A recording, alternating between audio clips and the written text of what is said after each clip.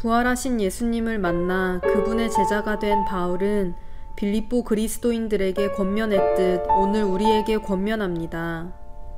예수님의 은혜를 입은 신자로서 아무 유익이 없어도 친절하게 하시고 내 불편을 넘어서 모든 사람에게 관용하게 하소서. 하나님의 말씀에 나의 염려는 붙들어 매는 연습을 많이 하게 하소서. 예수님 말씀에 따른 영적 감수성과 의리 넘치는 예인교회 되게 하소서. 코로나19로 인한 강력한 사회적 거리두기는 완화되었습니다. 정부와 국민 모두가 열심히 노력한 결과입니다. 수고한 정부와 방역당국, 의료진과 소방관, 공무원들을 기억하고 특히 직업이 아님에도 자원봉사에 나선 고마운 이들을 본받게 하소서. 잘했음에도 트집을 잡고 깎아내리는 것이 나의 삶을 병들게 함을 알고 내가 싫어하는 사람들이 잘했을 때 칭찬하는 용기 갖게 하소서. 코로나19 사태는 끝난 것이 아닙니다. 다른 사람에게 피해 주지 않기 위해 내 자유를 제한하게 하소서. 어린이의 일상과 신앙을 기억하며 기도합니다. 어린이들이 더 이상 안전사고로 다치거나 목숨을 잃지 않게 하소서. 어른된 우리가 이들을 보호하는 사회 만들게 하소서. 어린이가 저마다 자유롭고 개성있게 자라며 동시에 하나님을 중요한 인도자로 여기게 하소서. 어린이들이 예수님을 본받아 사랑과 우정을 느끼고 나누는 사람으로 살게 하소서. 또래 친구들과 몸과 마음, 교제의 폭을 넓혀야 할 시기인 유치부 친구들이 제한된 공간에서 오랜 시간을 보내고 있습니다. 육아를 담당하는 부모들도 지쳐가는 때입니다. 답답한 환경을 가족과 추억을 만드는 기회로 선용하게 하소서. 몸과 마음의 건강을 지켜주시고 나만의 즐거움보다 다른 사람과 함께 느끼는 즐거움이 더 큼을 알아 배려하는 친구들로 자라게 하소서. 하나님 말씀에 대한 호기심을 갖게 하시고 성경을 통해 하나님과 예수님을 알아가며 그리스도인의 바른 태도를 배워가게 하소서. 하나님, 예인가족을 위해 중보기도 드립니다. 서하의 몸무게가 1kg가 넘게 하시니 감사합니다. 무럭무럭 자라게 하소서. 태어난 지 7주 된 이채와 9차 항암 치료를 마치고 5월 24일 조혈 모세포 이식하는 소윤, 어린 지영을 지켜주소서. 군 복무 중인 형석, 정현, 재훈과 함께 하시고 윤용훈 권사, 위암 수술 후 항암 치료 없이 잘 회복 중인 김대현 집사 부친, 노안 중인 노병화 권사 부친과 함께 하소서. 일거리가 줄고 직장이 불안하고 진학과 취업을 앞두고 견디는 이들을 모른 척하지 말고 찾아 만나고 함께하는 공동체 되게 하소서. 환경적으로 코로나19에 취약한 지역에서 선교하는 김영건, 김선영, 김승리, 김복음, 이병렬, 전혜림, 이초원 선교사와 가족들을 안전하게 지켜주소서.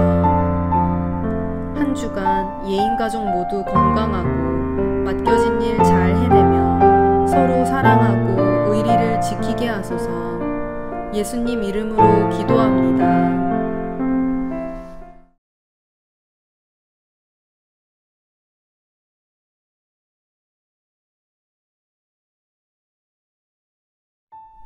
예수께서 이 말씀을 하시고 눈을 들어 하늘을 우러러 이르시되 아버지여 때가 이르렀사오니 아들을 영화롭게 하사 아들로 아버지를 영화롭게 하게 하옵소서. 아버지께서 아들에게 주신 모든 사람에게 영생을 주게 하시려고 만민을 다스리는 권세를 아들에게 주셨음이로소이다. 내가 비옵는 것은 이 사람들만 위함이 아니요 또 그들의 말로 말미암아 나를 믿는 사람들도 미함이니 아버지여 아버지께서 내 안에 내가 아버지 안에 있는 것 같이 그들도 다 하나가 되어 우리 안에 있게 하사 세상으로 아버지께서 나를 보내신 것을 믿게 하옵소서.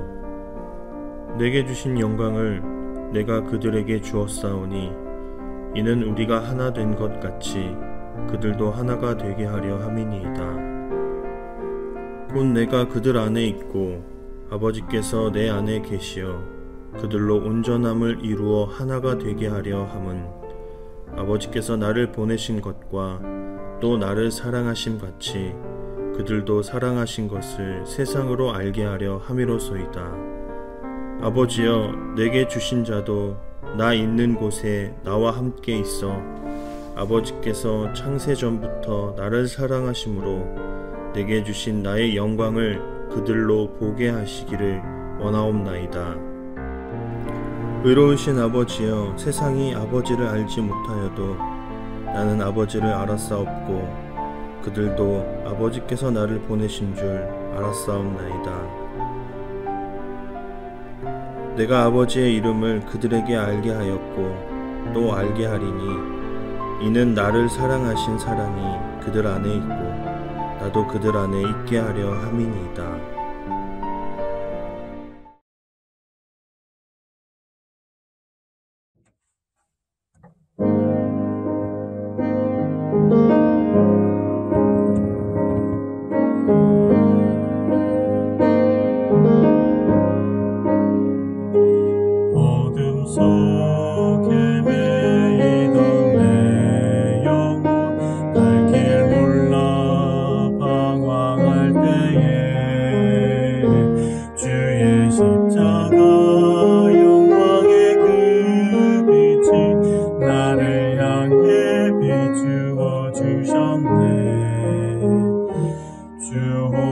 주홍빛보다도 붉은 내 죄 그리스도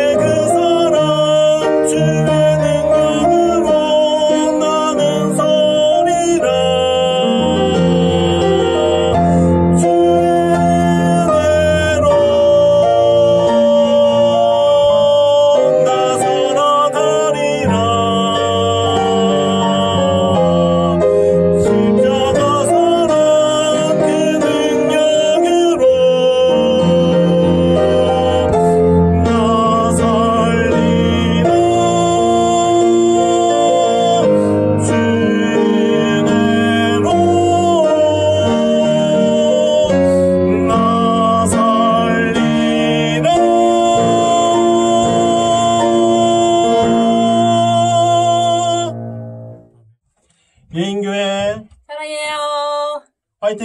화이팅! 안녕하세요. 지난 한 주 잘 지내셨습니까? 벌써 또 한 주가 지나갔습니다. 이제 우리 설교를 듣기 전에 함께 예배드리고 있는 가족들 같이 서로 인사했으면 좋겠습니다.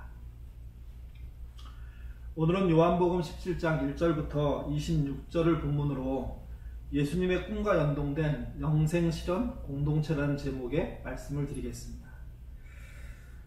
오주의 마법사는 동화입니다. 요즘으로 이렇게 구별하면 판타지라고 얘기할 수 있겠죠. 삼촌의 집에 살고 있는 도로시가 어느 날 회오리 바람에 휩쓸려서 마법의 땅 오주에 떨어졌다는 것입니다. 오주에 사는 요정들과 난쟁이들은 도로시가 하늘에서 떨어졌음에도 불구하고요, 그를 환영합니다. 그럴 만한 이유가 있었던 거죠. 도로시가 하늘에서 떨어질 때 도로시만 떨어진 게 아니라 커다란 집도 떨어졌습니다. 근데 그 집에 깔려 그동안 오주의 요정과 난쟁이들을 괴롭혔던 북쪽의 마녀가 죽은 것입니다.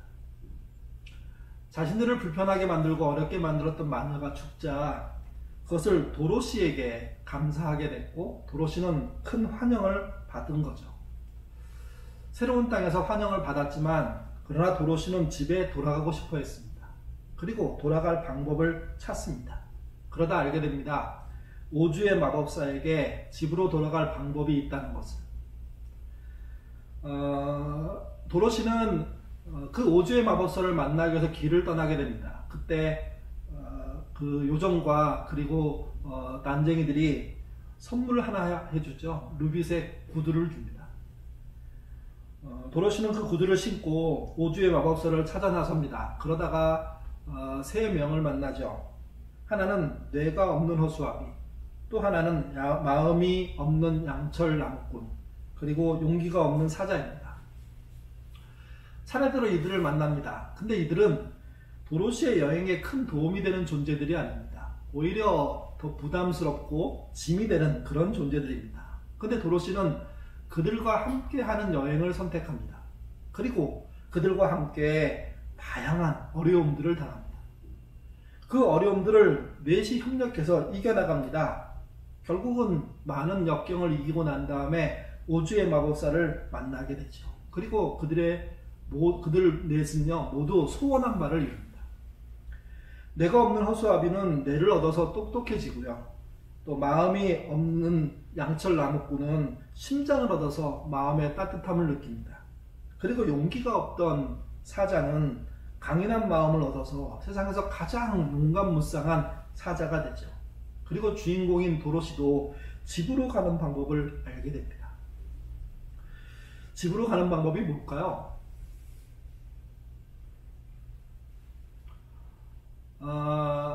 도로시가 집으로 가는 방법은 다른 곳에 있지 않고요, 도로시가 갖고 있었습니다. 그 방법은 무엇이었냐면 자신이 선물 받은 누빗의 구두의 뒤꿈치를 3번 부딪히면 되는 겁니다. 오주의 마법사의 결론은 도로시가 집으로 돌아가는 것, 그리고 길에서 만난 새 친구가 자신의 부족함을 채우는 것은 마법사에 의한 것이 아니라 스스로 가지고 있는 답을 찾아내는 것이라고 얘기합니다. 해답을 가지고 있다. 크게 오주의 마법사가 이야기하고 싶은 거죠. 사람들은 자신이 해답을 갖고 있는지를 모릅니다. 그리고 자신이 갖고 있는 해답을 무시합니다. 별것 아닌 거로 생각합니다. 그래서 내다 버립니다. 답이 있음에도 불구하고 답을 쓰지 않으니 답이 될 수가 없는 거죠.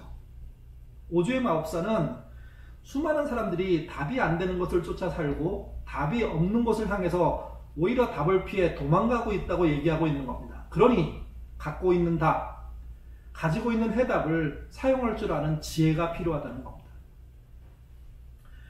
신자의 세상살이나 교회의 생존 역시도 동일하다고 생각합니다. 하나님께서 사람의 모든 문제의 답을 이미 주셨습니다. 전도서의 저자는 이것을 이미 알고 있었고, 그래서 이렇게 노래 부릅니다. 전도서 1장 9절에서 10절 말씀 같이 읽겠습니다. 이미 있던 것이 후에 다시 있겠고 이미 한 일이 후에 다시 할지라 해야 되는 새 것이 없나니 무엇을 가리켜 이르기를 보라 이것이 새 것이라 할 것이 있으랴. 우리가 있기 오래전 세대들에도 이미 있었느니라. 분명 새로운 기계가 있습니다. 새롭게 생겨난 물건들이 있습니다. 과거에는 상상할 수 없는 것을 우리는 갖고 있습니다. 아마 그게 대표적인 게 핸드폰일 겁니다. 그런 것은 과거에 없었습니다. 또 앞으로도 지금의 핸드폰보다 훨씬 좋은 핸드폰이 등장할 겁니다. 그러니 미래에 쓰여질 그 기계가 어떤 것일지 상상할 수 없을 정도로 기술의 발전이 있겠죠. 분명히 새로운 게 있습니다. 근데 사람의 문제를 해결하는 데 있어서 새로운 답은 없다는 겁니다. 새로운 기술과 새로운 환경을 적용해서 답을 찾아야 하겠지만 답은 이미 우리 안에 존재한다는 거죠. 다만 이미 주어진 답을 다루는 두 가지 방식이 있다고 생각합니다. 하나는 정복자로서 다루려고 하는 방식과 또 하나는 빚진 자로서 다루려는 하는 방식입니다. 정복자란 교회가 세상보다 우월하다는 의식입니다. 또는 반대로 본인이 세상보다 우월하다는 의식입니다. 정복자의 의식을 가진 사람들은 신앙생활을 하더라도요, 우월자의 의식을 갖고 그리고 다른 사람을 지배하려는 의식을 갖게 됩니다. 그게 문제입니다. 사실 신자란 정복자가 될 수가 없습니다. 신자의 정체성은요, 빚진 자입니다. 하나님의 은혜의 빚진 자. 그렇기에 그 빚진 자에 맞게 자신의 정체성을 만들고 자신에게 주어진 답을 삶에 연결시켜 풀어내는 지혜를 만들어 가야 되는데 이것을 그렇게 하지 않는다는 거죠. 신자는 분명하게 정복자가 아니라 빚진 자이고 지배자가 아니라 구원받은 죄인이라는 사실을 먼저 가져야 됩니다. 제대로 된 빚진 자와 구원받은 죄인이라는 의식을 가질 때 신자에게 희망이 싹트게 되는 겁니다. 오늘날의 신자들에 대한 설명을 할 때 자주 쓰이는 본문이 있습니다. 그게 베드로전서 2장 9절이죠. 같이 한번 읽겠습니다. 그러나 너희는 택하신 족속이요 왕같은 제사장들이요 거룩한 나라요 그의 소유된 백성이니 이는 너희를 어두운 데서 불러내어 그의 기이한 빛에 들어가게 하신 이에 아름다운 덕을 선포하게 하려 하시느니라.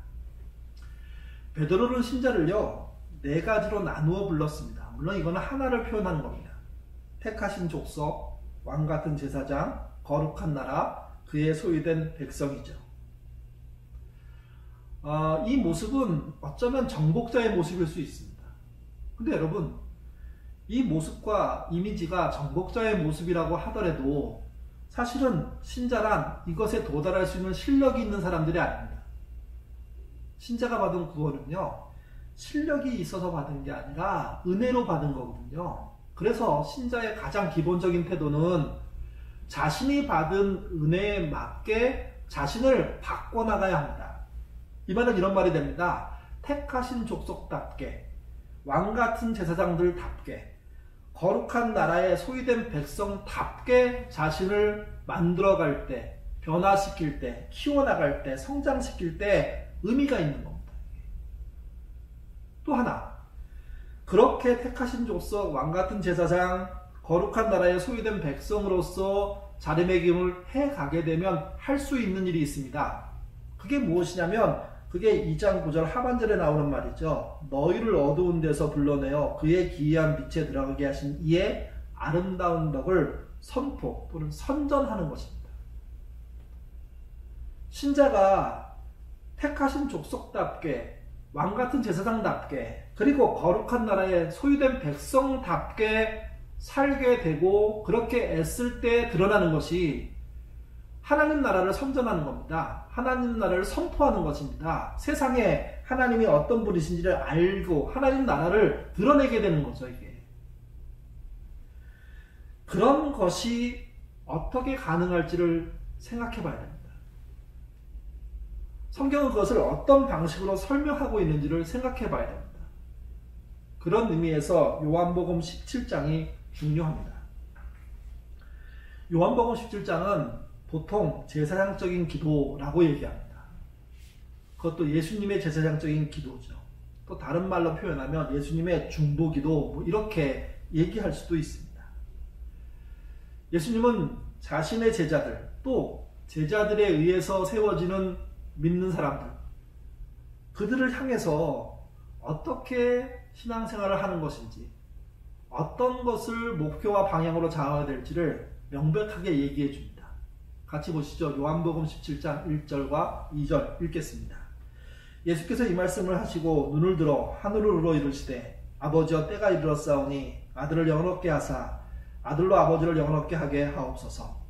아버지께서 아들에게 주신 모든 사람에게 영생을 주게 하시려고 만민을 다스릴 권세를 아들에게 주셨음이로소이다. 1절은 이제 예수님이 이 세상에 오신 목적을 드러날 때가 됐다는 것입니다. 이 목적을 성취하기 위해서 아들 예수님이 순종하심으로 영원하게 됩니다. 그리고 아버지인 하나님은 당신의 뜻을 예수님이 이루심으로 영원하게 된다고 얘기하고 있습니다. 그러니까 두 분 다 영화롭게 되는, 영광을 받게 되는 과정을 설명하고 있는 거죠. 그렇다면 이 하나님이, 예수님이 영화롭게 되는 실제 내용은 뭘까요? 그게 2절에 나옵니다. 하나님께서 아들에게 맡기신 모든 사람에게 영생을 주는 것입니다. 예수님을 믿고 구원받는다는 이야기를 할 때 개인 구원 이야기를 하죠. 근데 개인 구원과 함께 분명하게 언급돼야 될 것은 하나님이 개인 구원을 이루어 가시는 과정을 통해서 하시고 싶은 일이 있다는 겁니다.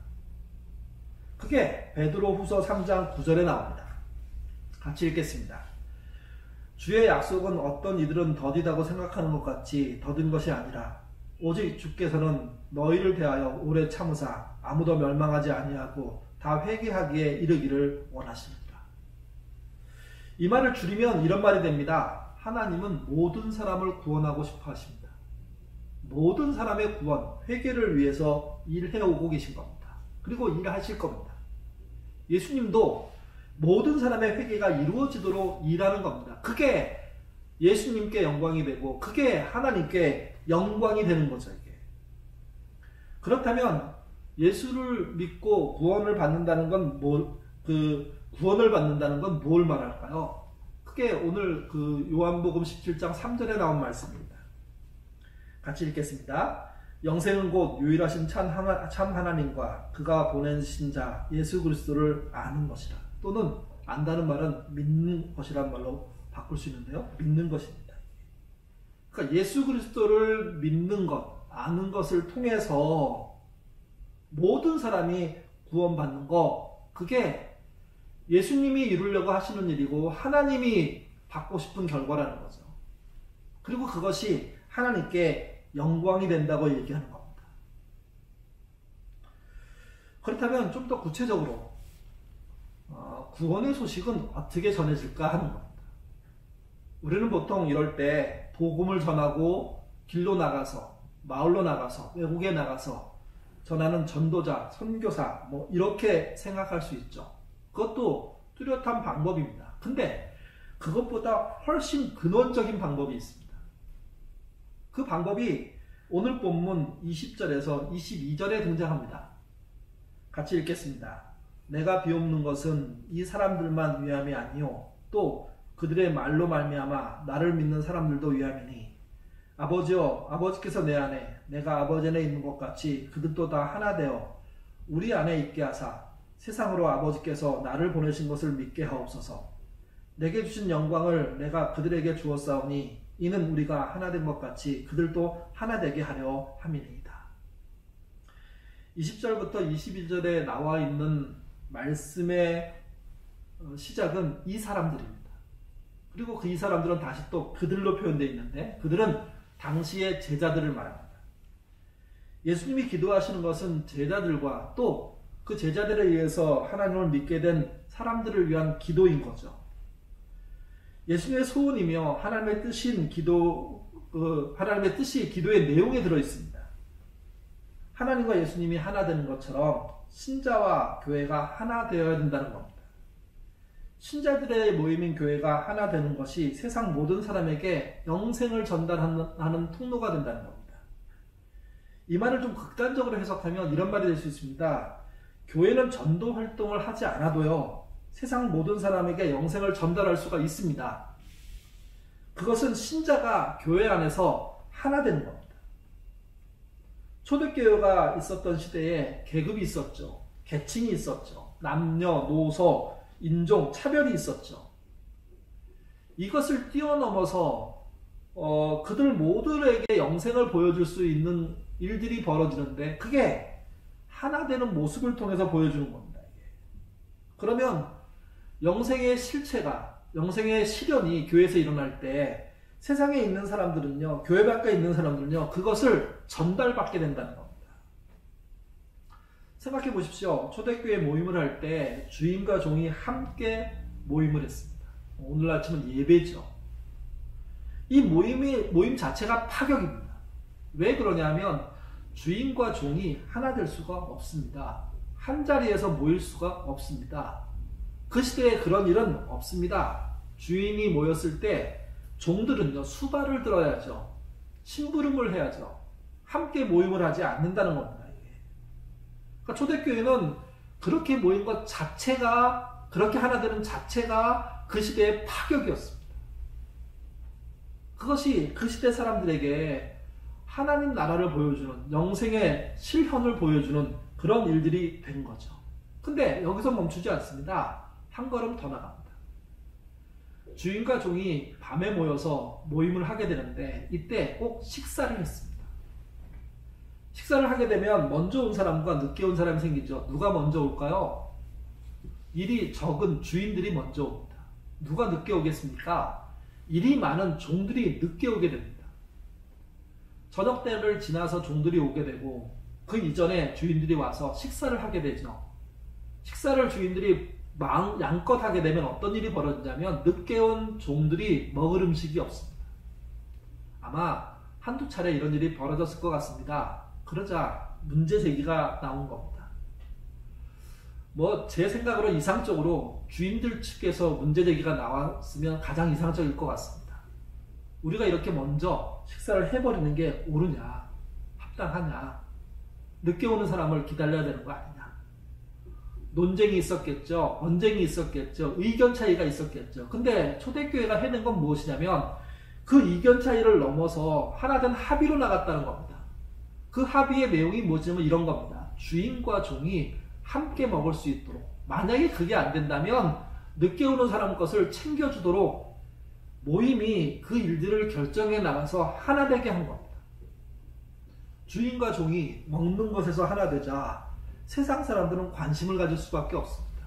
또 한 걸음 더 나가면, 나름 잘 사는 사람들이 가난한 사람들에서 자기의 땅을 팔아서 나눠주는 거죠. 필요에 따라 가져가게 하는 거죠. 위기에 봉착한 사람들이 그 물질을 가져가서 위기를 넘기고 생명을 살리고 먹고 사는 일들을 해결하는 일들이 벌어집니다. 세상은요, 교회가 그렇게 하나 되는 모습을 주목할 수밖에 없습니다. 한 걸음 더 나갑니다. 구제에 빠지는 사람들을 참여시키기 위한 해결을 교회가 열심히 애써 하는 거죠. 히브리파, 헬라파로 나뉘었던 과부들에게 정말 필요한 그런 물질을 공급하는 일을 하나됨으로 해결합니다. 초대교회는 이런 일들이 연속적으로 벌어진 곳입니다. 이 말은 이런 말이 됩니다. 초대교회 안에 영생이 실제했다는 겁니다. 실제하는 것이 세상 사람들에게 보였다는 겁니다. 저의 경험에 따르면 교회에서의 영생의 실체는 여러 군데서 나타나지만, 그 중에 하나가, 두 가지가 잔치와 장례라고 생각합니다. 조그만 교회에 수십 명이 모여 신앙생활을 합니다. 그 교회 안에 결혼하는 커플이 생겼습니다. 가난한 사람이기에 스스로 결혼식을 준비할 수가 없습니다. 그래서 누추한 예배당이 결혼식장이 되고, 교회 조그만 마당이 식사를 하는 공간이 되는 거죠.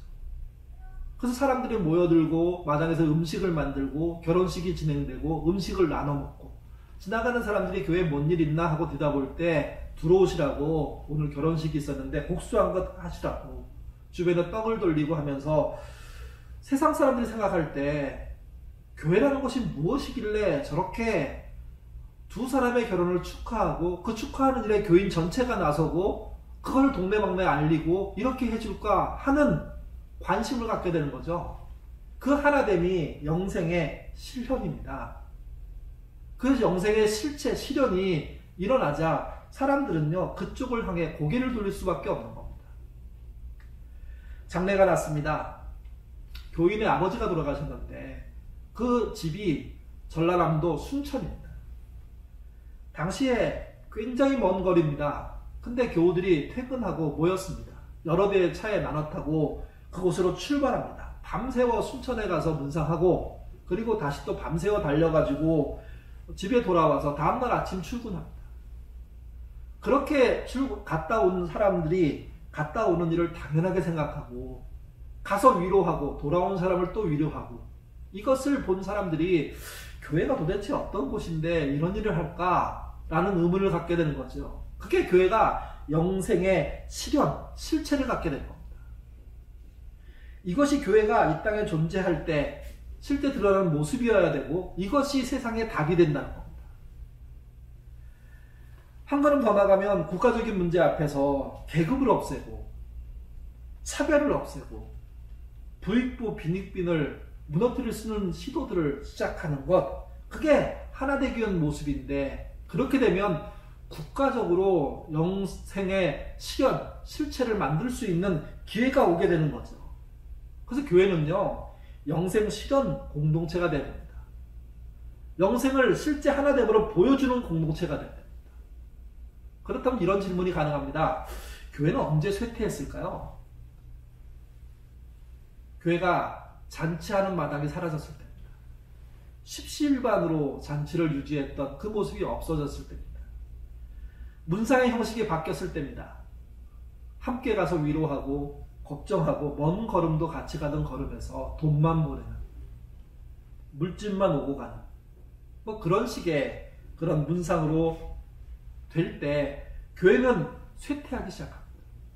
영생의 실현을 보여줄 수가 없으니까, 영생의 실현이 그들 안에 없으니까. 요즘 와서 고민 중에 하나는요, 진짜 예인교회가 영생의 실현을 하는데 방해가 되는 게 뭘까?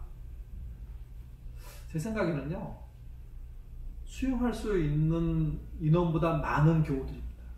그 교회가 큰 게 문제라는 거죠.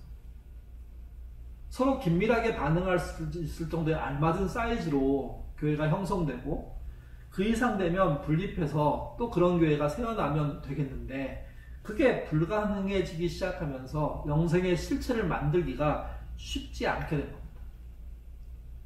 영생의 실체는 조작할 수 없습니다. 타연하게 하나됨으로 드러나는 거죠. 그리고 그 하나되면 명백한 게 하나 있습니다. 누구와 연동된 하나됨입니다. 그러니까 세상과 연동된 하나됨이라면 영생의 실체가 아니죠. 예수님과 연동된, 하나님과 연동된 영생의 실체가 드러날 때, 하나됨이 드러날 때 교회는요, 실제 하나님 나라를 이 땅에서 보여주는 공동체가 되는 겁니다. 김정현 교수가 예수의 눈물이라는 책에서 한 말입니다. 같이 한번 읽어보죠. 우리는 주기도문을 읊조리면서 예수님의 꿈에 나와 우리의 꿈을 연동시키는 법을 배우고, 예수님과 함께 초월한 미래를 지금 이 땅에 현실로 앞당겨 가져오는 것을 배우게 됩니다.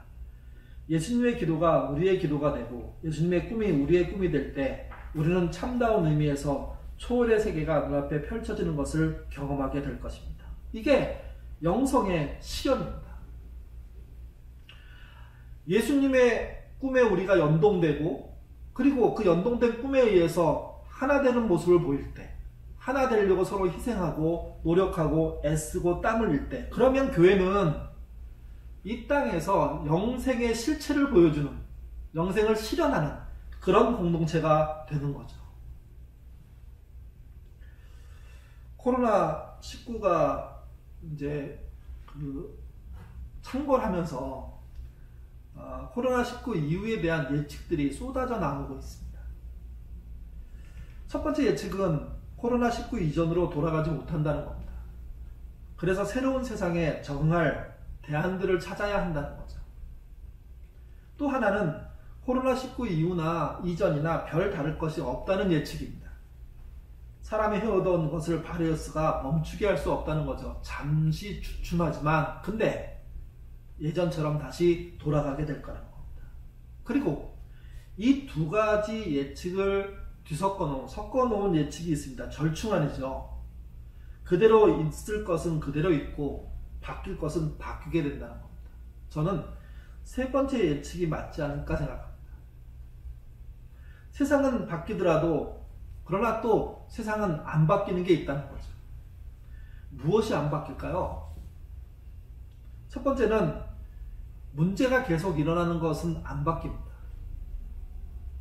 이 세상이 사라지기 전까지는 또는 이 세상이 하나님 나라로 완성되기 전까지는 끝까지 문제가 발생할 겁니다. 그 문제는 한 번도 경험하지 않은 문제일 가능성이 높습니다. 계속해서 그런 문제가 생길 거라는 거죠. 또 하나는 문제가 발생하는 세상 속에 있는 교회는요, 그 문제를 예수님과 연동되어 교회가 하나됨으로 해결해야 된다는 겁니다. 교회가 갖고 있는 사회적인 책임은 그 교회 하나, 자기 교회 하나를 잘 건사하는 것에 끝나지 않고 그 교회가 그 세상에 있어야 될 이유를 보여야 되는 거죠. 그러기 위해서 예수님의 꿈에 연동된 하나 되는 공동체, 영생을 실현하는 공동체로서 존재해야 된다는 겁니다. 우리가 앞에서 오주의 마법사라는 동화책 이야기를 했습니다. 문제를 만나는 모든 사람들이 잊지 말아야 될 답이 있다는 거죠. 해답을 가지고 있다는 겁니다. 해답은 찾아가는 것이 아니라 이미 내가 갖고 있는데 발견하지 못하게 되면 어떤 일이 벌어지냐면 먼 걸음으로 찾아가야 하는 일들이 벌어지는 겁니다. 교회가 가진 해답이 뭡니까? 예수님과 연동하는 겁니다. 연동할 수 있는 가장 다양한 방법을 쓸 줄 아는 신자, 교회가 될 때 의미가 있습니다. 교회가. 그리고 한 걸음 더 나갑니다. 예수님과 연동된 그 자체를 가지고 교우들이 하나 되는 일들을 찾아나가는 거죠. 그래서 세상은 할 수 없는 일들을 실현할 때 그게 영생이 실제 존재한다는 것이 되는 겁니다. 영생 실현, 영생 실천이 되는 거죠. 그러니까 영생이 존재하는 모습을 보여주면 교회는 그 땅에 필요한 존재가 되는 겁니다. 왜 예수님이 세상을 떠나시면서 교회를 남겨놓으셨을까요? 하나님과 예수님이 하나로 연동된 것처럼 교회가 하나로 연동될 수 있기 때문입니다. 또 하나는 교회가 하나로 연동될 때 영생 실현이 가능하기 때문입니다. 그래서 여러분, 교회는요 여전히 세상의 희망입니다. 예인교회가 이 땅에 진짜 희망이 되려면 예수님의 꿈에 연동되고 그리고 하나 되는 노력과 수고를 하는 교회가 돼야 되는 거죠. 그러면 우리 안에 영생의 실현이 드러나고 세상은요 그 교회 안을 궁금해할 수밖에 없습니다. 그런 삶을 사는 기회가 돼야 됩니다. 그런 삶을 사는 도전이 돼야 됩니다. 우리가 몇 주 있다가 함께 모여서 예배를 드리게 될 것인데 우리가 그때 모였을 때는요 좀 이런 고민들을 많이 해볼 필요가 있습니다. 진짜 우리가 예수님의 꿈에 연동된 신자인가? 예수님의 꿈에 연동된 교회인가? 그리고 신자들의 공동체인 교회가 하나 되기 위해서 뭘 하고 있는가? 하나 되기 위한 적당한 규모인가? 그리고 하나 되기 위해서 우리는 어떤 일을 해왔는가? 그런 고민과 그런 도전을 우리가 하게 될 때 예인교회는요 다시 한번 영생을 실현하는 공동체가 되고 세상에 영생을 보여주는 역할을 할 수 있게 되는 겁니다. 그 답이 멀리 있는 게 아니라 우리 안에 있다는 것 잊지 않는 저와 여러분 되시기를 주님의 이름으로 부탁드립니다. 기도하겠습니다. 하나님, 우리는 항상 답을 새로운 것에 의해서 찾으려고 합니다. 근데 세상에 새로운 것이 없는 것처럼 해 아래 새 것이 없는 것처럼 답 또한 이미 주어져 있다는 것을 우리가 마음에 한번 새기도록 도와주옵소서. 그래서 답을 멀리 새로운 방법으로 외국의 누가 한 방법으로 차용하는 것이 아니라 이미 하나님이 우리 안에 주신 그 방법을 다시 한번 끄집어내는 것으로 쓸 수 있도록 주님 인도하여 주옵소서. 우리가 진정으로 이 땅에 필요한 존재들이 되기 위해서는 예수님의 꿈과 연동돼야 됩니다. 예수님이 모든 사람을 구원하시기 위해서 애썼던 그 수고, 하나님이 모든 사람이 회개하는 길에 이르도록 일하셨던 그 수고들을 알지 못하는 상태에서 우리가 우리의 꿈을 꾼들 무슨 의미가 있겠습니까? 모든 사람이 회개하여 구원받는 영생 얻는 그 길을 원하셨던 예수님과 하나님의 그 꿈을 우리가 받아들여서 연동하여서 우리의 교회를 세울 수 있도록 도와주시고, 또 그 연동된 꿈을 따라 우리 교회는 우리 교우들이 하나 되는 그런 일들을 많이 만들어갈 수 있도록 주님 인도하여 주옵소서. 그래서 교회 안에 차별이 없고, 교회 안에 서로를 향한 그런 그 무시가 없고, 존중하고 함께하고, 그리고 우리 교회만이 아니라 세상을 향하여서 실제 하나 되는 모습들을 보여주는, 대안을 찾으려고 노력하는, 문제 해결을 위한 답을 드러내는 그런 교회 되도록 주님 인도하여 주옵소서. 저희가 몇 주 후에 아마 모이는 일들을 시작할 수 있게 될 것입니다. 저희가 서두르지 않고 그날을 준비할 것인데, 근데 주님, 저희가 모였을 때는 진짜 한번 우리 교회가 어떤 교회가 될지 고민하는 그런 교회 될 수 있도록 도와주옵소서. 이번 한 주간도 비슷한 상황 속에서 또 열심히 살게 될 것입니다. 어려움에 빠진 우리의 이웃들, 교우들 돌아보게 하시고, 그들과 하나 될 수 있는 방법들을 실제 실현해 보여서 영생의 실현을 보여주는 우리가 되도록 도와주옵소서. 감사하며 예수님 이름으로 기도드립니다. 아멘. 교회 소식 전해드리겠습니다. 그 예배 후에는 5월 3일 주일까지 이어집니다. 이후의 일정은 우리가 정한 4가지 원칙에 따라 그 운영위원회 논의를 거쳐서 이렇게 안내 말씀 드리도록 하겠습니다. 예인가족 사업장 계속해서 관심 가져주시고요. 또 물품 구입해 주시면 좋겠습니다. 뭐 이렇게 많은 도움을 드리지 못하더라도 우리가 서로 관심 갖고 기도하는 마음으로 구입해 주는 거 서로에게 격려가 되고 또 위로가 된다고 생각합니다. 참여 바랍니다. 예봉사역에서는 예인가족 중에 어려움 당한 분들이 이렇게 그 자신의 어려움들을 좀 이렇게 알려주셨으면 하고 이렇게 부탁을 드립니다. 뭐 이렇게 어려움을 알리는 게 쉬운 일은 아니죠. 근데 교회가 도울 수 있는 그런 길들이 조금 있는데 그걸 잘 활용해서 쓰셨으면 좋겠고요. 교우 중에 어려움 당한 것을 아는 분들이 있다면 이렇게 추배지 집사님에게 말씀해 주시면 우리가 이렇게 좀 지혜롭게 그분들과 대화하고 그리고 문제를 풀 수 있도록 이렇게 돕는 노력을 해보도록 하겠습니다. 교회 가족과 그 가족들의 안부 인사 영상편지 저희가 계속 만들고 있는데요.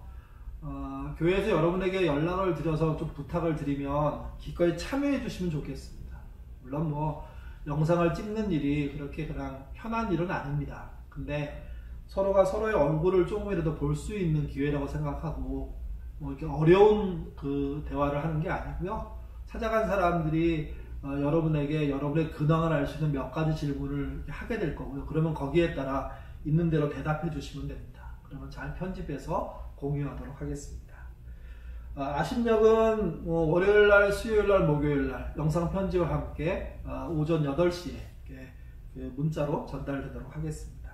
그리고 마지막으로 5월 2일날 토요일 그리고 5월 3일날 주일날 5월달이 가정의 달인데요. 어린이날, 스승의 날, 어버이날 뭐 등이 같이 있죠. 그래서 교회에 있는 어린이들, 그 다음에 수고하는 우리 그 교회학교 선생님들, 그리고 65세 이상의 어르신들 이렇게 교회가 방문해서 조그만 선물을 드리는 그런 시간들을 가지려고 합니다.